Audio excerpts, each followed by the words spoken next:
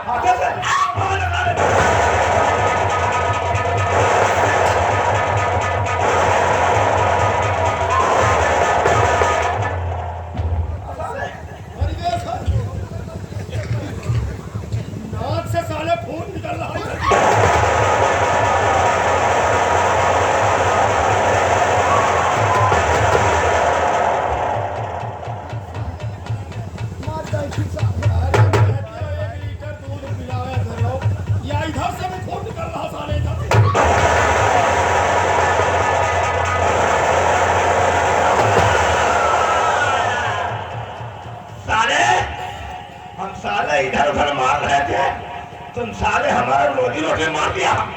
तो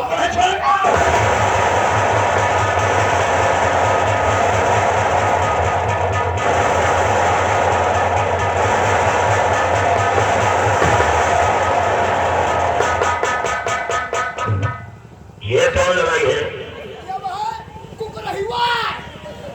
साला दुश्मन के सामने साला भूखों की लड़ाई है। क्या मैं हरा कौन लड़ाई है?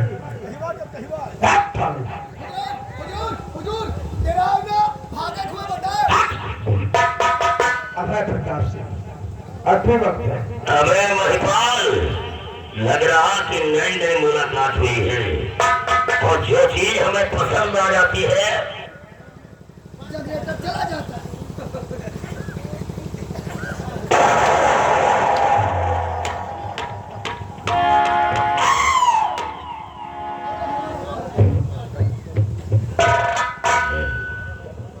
बताया ना कि राजी से नहीं रंगबाजी से लेके जाएगा।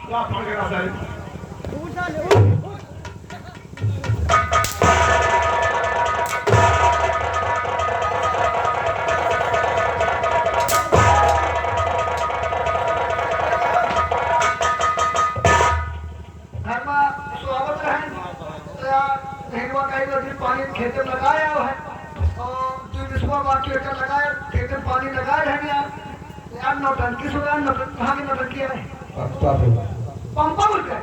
अच्छा राम कुमार वर्मा पंपा बोल 5 करोड़ थाना कदर यार नौटंकी तो यार बढ़िया है यार घंटा खा दिया। एक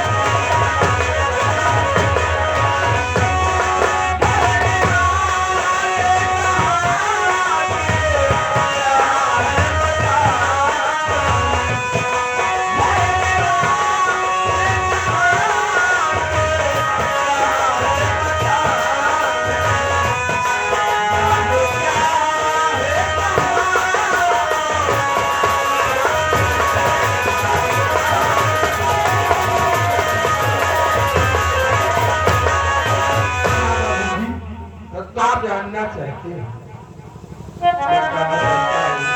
और क्या नाम है तो सुनो। और नाम महतार सिंह डाकू सरदार।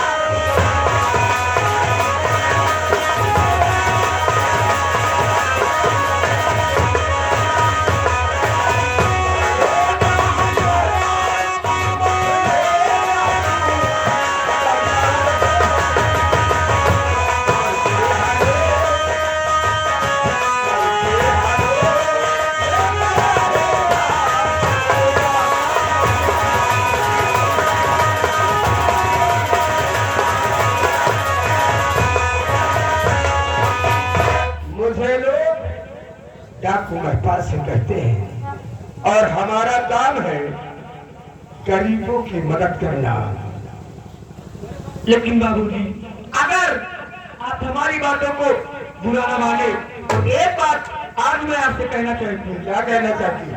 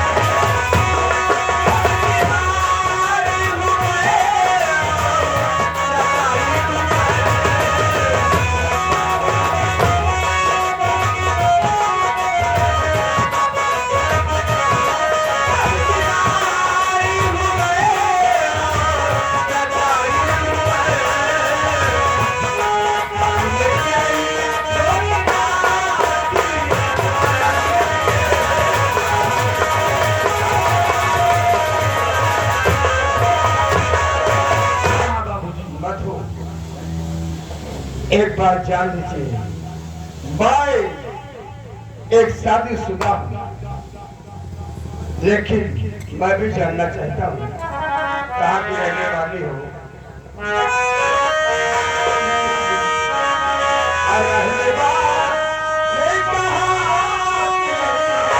और हो दे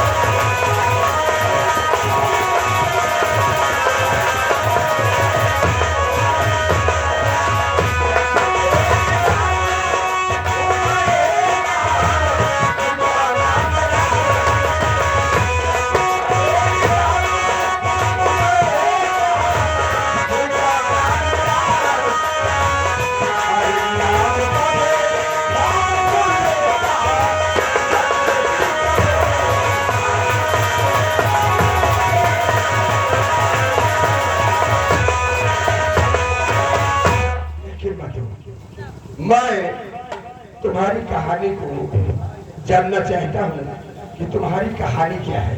बाबूजी, अगर आप हमारी कहानी को जानना चाहते हैं तो सुनिए। मैं इसी गंगापुर राज की रहने वाली हूँ और मेरा नाम मधु है। और इसी गंगापुर राज में एक कॉलेज है, उसी कॉलेज के हमारे पिताजी मास्टर थे। एक दिन की बात है, हम सभी बच्चे उसी कॉलेज में पढ़ने जाते थे। अब शायद आपने इसी गंगापुर राज में राजकुमार गौतम का नाम सुना होगा और मंत्री अभय सिंह का भी नाम सुना होगा। एक दिन की बात है, जब वो दिन 15 अगस्त का आया तो हम सभी बच्चे मिलकर के 15 अगस्त मना रहे थे। उसी समय राजकुमार गौतम पहुंचे, लेकिन हाथ में शराब की बोतल लेते हुए, सिगरेट पीते हुए पहुंचे। सभी बच्चों से बदतमीजी कर रहे थे। उसी समय हमारे पिताजी बहुत समझाया कि राजकुमार गौतम बच्चों से बदतमीजी मत करो, लेकिन राजकुमार गौतम ने हमारे पिताजी की सारी बातों को बुरा मानकर हमारे पिताजी के सीने पे गोली चलाया और वो गोली सीने से हटकर मेरे पास हाथ में गोली लग गई। उसके बाद हमारा इलाज चलता था। जब मेरा इलाज चलता था तो जब मैं ठीक हो गई तो एक अच्छे घर में और एक अच्छे लड़के के साथ हमारे पिताजी हमारी शादी तय कर दी। और जब वो दिन आया हमारा शादी का, हमारी शादी हो रही थी, इसी समय राजकुमार गौतम और मंत्री अभय सिंह आए और मेरे पिता को ध्यान से मार दिया। और ये हरामजादा मंत्री अभय सिंह मुझे जबरन इस बियाबान जंगल में उठा लाया। वो तो समय ठीक था कि जो कि आप आकर मेरी जान बचा ली, नहीं तो ये हरामजादा न जाने मेरे साथ क्या से क्या सलूक करता। अब प्रभु जी आप ही बताइए, जब मेरा इस दुनिया में कोई है ही नहीं, इसलिए मैंने कहा आपसे कि आप मुझे अपने चरणों की दासी बना रहो। मधु, अगर ये बात है तो आज से तो मुझे अपने धर्म का भाई मान ले और मैं तुझे अपने धर्म की बहन मान लूं। का हाथ आमना में जमा। अब मैं ऐसा करती हूँ, अपना भाई मैं स्वीकार कर लेती हूँ। क्योंकि जब भी रक्षाबंधन का दिन आता था, हर बहन अपने भाई की कलाई में राखी बांधती थी। और मैं एक ऐसी बहन थी कि जो कि हमारे पास भाई नहीं था। भैया भैया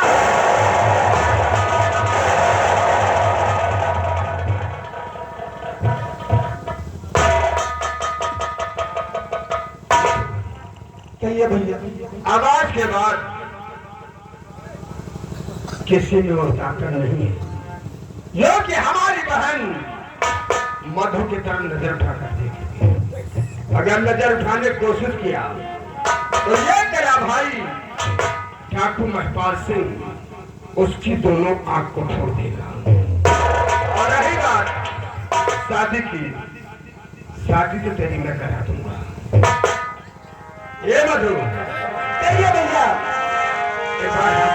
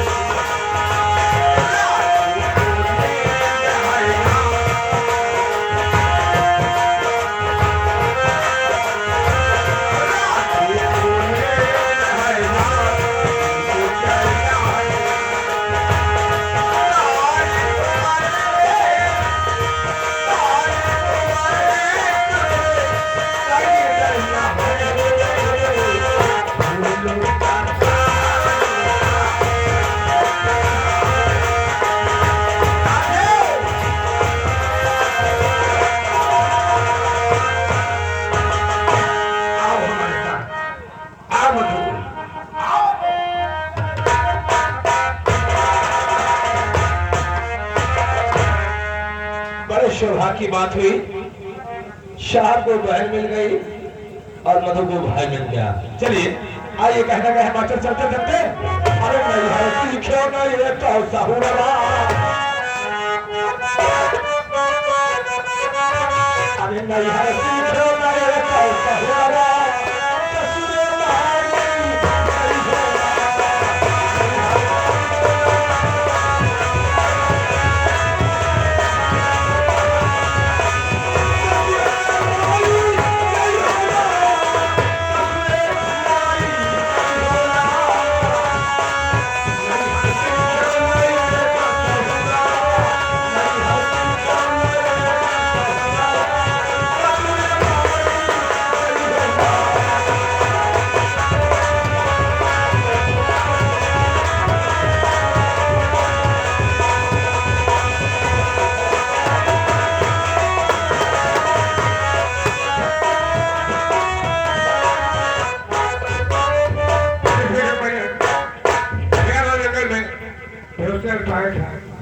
बेटा ठीक हो गया है, मैं उसको बुलाता हूँ और उसको पूछूंगा, बेटा बेटा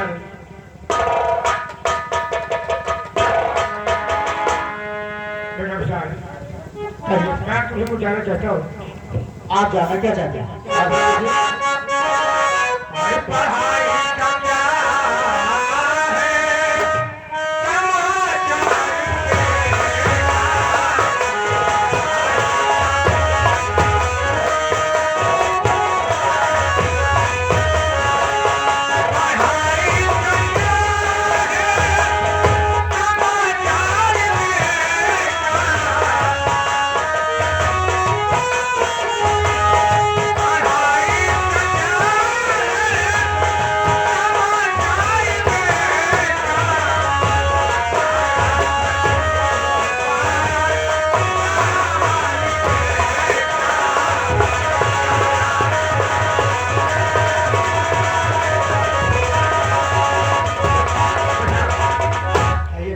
क्या तुम्हारी पढ़ाई क्या समाचार है?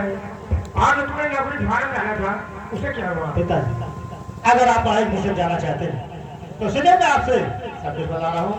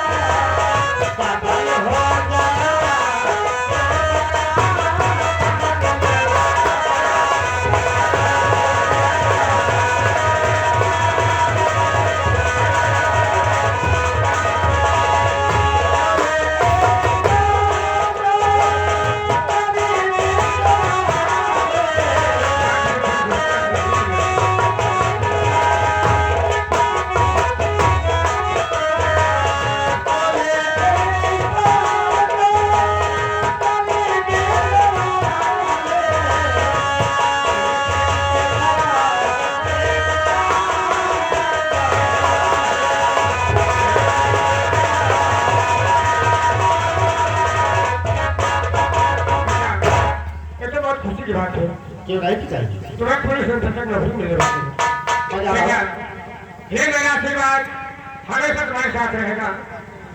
आज का फर्ज, आज का कर्तव्य बहुत अच्छे तरीके से निभाएगा। ठीक है, मैं जा रहा हूँ और ट्रेनिंग पूरा करके एक खुशखबरी सुनाने के लिए आपके पास बहुत जल्द आऊंगा। ठीक है,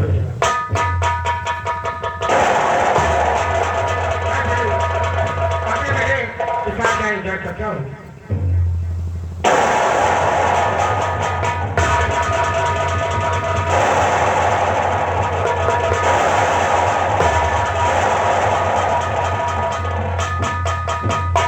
सुबह से शाम हो गई है, सूर्य अस्त होने को आया है और चाचा जी मधु को लेकर मुझसे आगे निकले।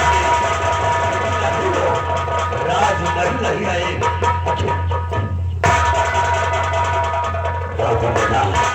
बहुत बड़ा गजब हो गया रे।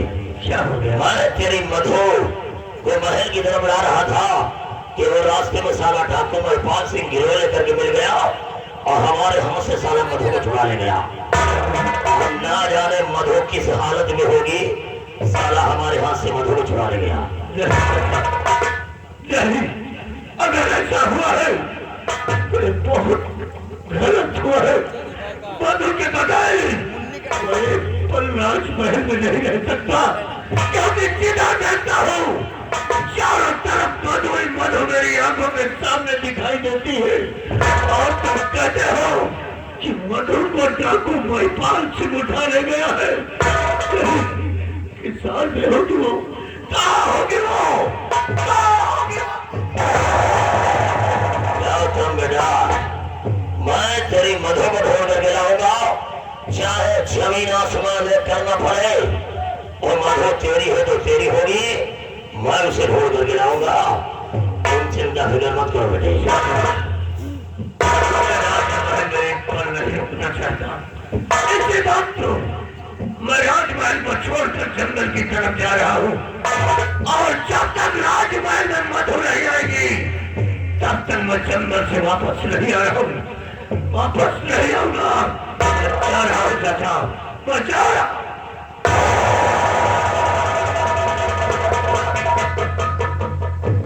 ये मधु के प्यार में इतना पागल हो गया है कि अपना दिल बहलाने के लिए जंगल की तरफ जा रहा है। आज तक तो तुझसे हमने हर बात बताया था, लेकिन एक बात आज तक छिपा करके रखा था। वो बात कौन सी है? एक हमारी बेटी है जिसका नाम दिव्या है, और इस समय हाई स्कूल की बोर्ड परीक्षा चल रही है। जैसे ही कॉलेज बंद होता है वो हमारे पास मिलने के लिए जरूर आती है, लेकिन इतना समय में चल गया, अभी तक वो आई क्यों नहीं? थोड़ी देर इंतजार करते हैं, तो पता लगाना, फिर स्कूल जाएंगे। आओ थोड़ी देर इंतजार किया जाए।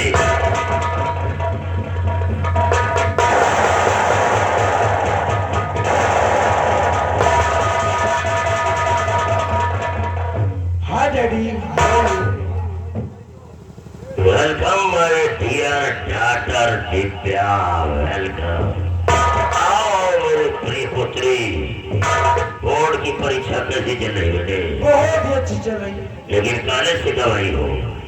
कॉलेज से अभी भी आ रही हूँ। और वो कॉलेज वाला ड्रेस क्या हो गया? मैं जान डैडी क्या यार बात जरूर पूछेगी, सुनिएगा। बोलो बेटे क्या बात है?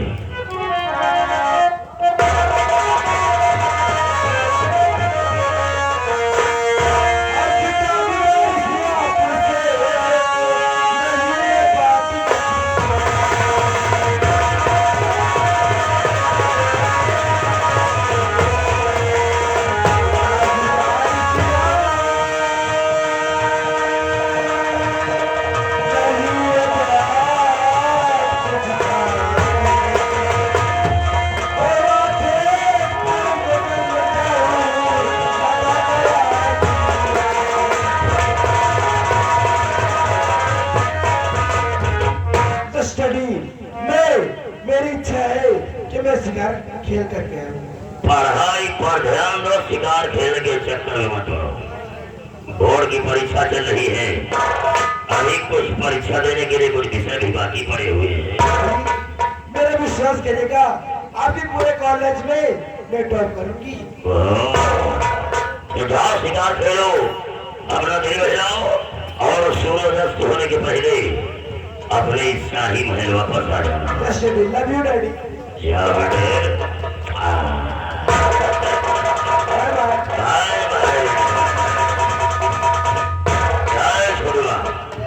अगर जंगल में शिकार खेले जा रही है तो और दोनों लोग इसके आने का इंतजार करते हैं। अब क्या कहना, लेकिन क्या मेरा कहना क्या है? हम तुम तो निगाहों में इस तरह छुपा लेंगे, तुम चाहे बचो जितना, हम तुमको चुरा लेंगे।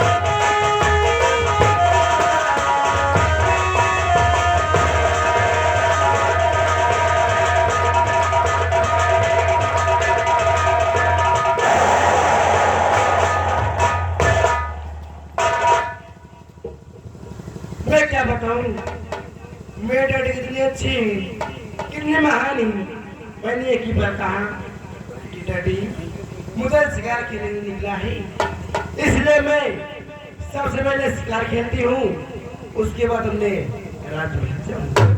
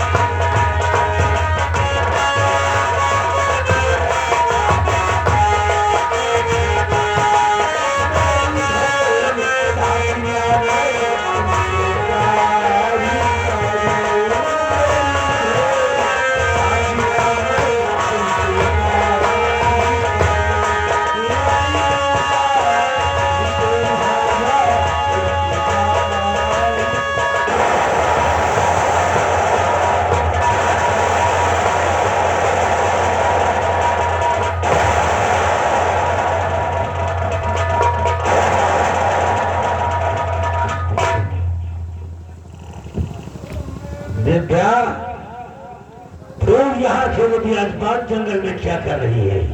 अरे भैया, यहाँ तो मैं शिकार खेलने के लिए आई हूँ। शिकार खेलने के लिए? जी भैया। तो शिकार मिला? अभी तो नहीं मिला, तलाश कर रही हूँ। कितना समय हो गया है तुझे? 2 घंटे। 2 घंटे हो गया है। राम से इसे शिकार खेलते खेलते 2 घंटे हो गए और उसने शिकार नहीं पाया, और मैंने जैसे ही जंगल में पैर रखा, शिकार मेरे सामने आ गया। हाँ दिव्या, वो शिकार तुमको नहीं दिखाई देगा। वो शिकार सिर्फ हम और राम सिंह ही देख रहे हैं। राम सिंह, इधर आओ, गौर करके देखो, शिकार बहुत सुंदर है। ऊपर वाले ने इस शिकार को फुर्सत से ही बनाया है। क्या काले काले बाल है, क्या गोरे गोरे गाल है, और क्या गुलाबी होठ, और क्या चेहरा है। क्या गोरे गोरे गाल है, क्या होठ में लाली है, क्या चेहरा है, तू साले पक्का मेहरा है।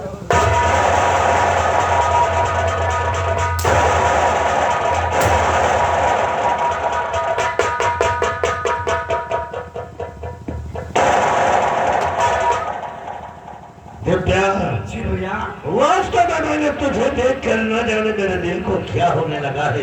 क्या? बहुत खूबसूरत हो तुम, ऊपर वाले ने तुम्हें फुर्सत से ही बनाया है।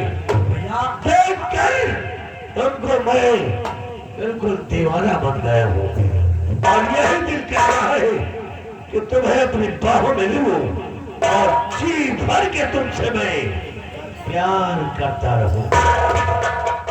आप ये क्या मजाक करते हो मुझसे? मैं तुम्हारी बहन हूँ, इसलिए मजाक क्या करते? राम से को सुना,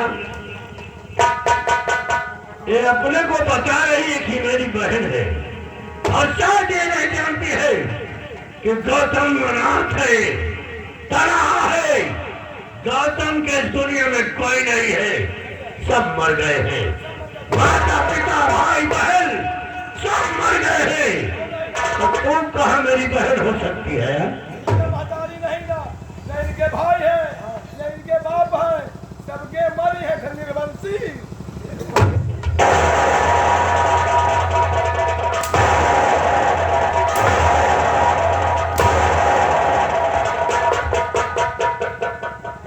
देखो भैया, अभी मैं आपको प्यार से समझा रही हूँ कि चलो जाइएगा, क्या मजाक करते हो भैया? दिव्या, शायद तो मेरे दिल की परिभाषा को समझ नहीं रही है कि मेरा दिल तेरे ऊपर दीवाना हो गया है और कुछ कहने को भी कह रहा है। क्या कहना चाहते हो भैया? सोच लीजिएगा। तो अब मैं तुम्हें बता रहा हूँ कि मेरा दिल क्या कहना चाहता है। क्या कहना चाहते हो भैया?